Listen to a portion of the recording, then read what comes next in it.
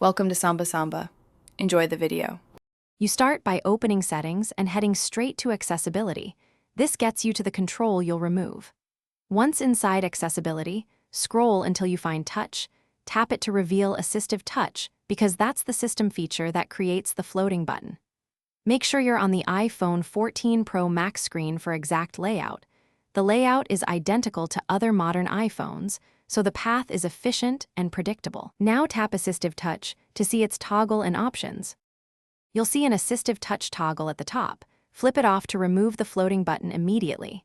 If the toggle doesn't respond, check Responds to and Custom Actions beneath. Sometimes a setting conflict can block the change.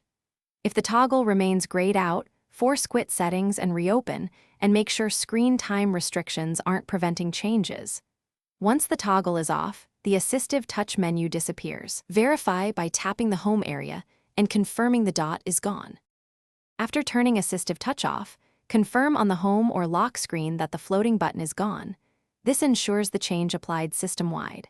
If the button reappears or never disappears, restart your iPhone 14 Pro Max to clear any UI cache and try the toggle again. If problems persist, go to Settings, Screen Time Content, and Privacy Restrictions to ensure accessibility changes aren't blocked. Disabling that restriction lets you manage Assistive Touch normally. Finally, contact Apple support if the issue continues. Thanks for watching.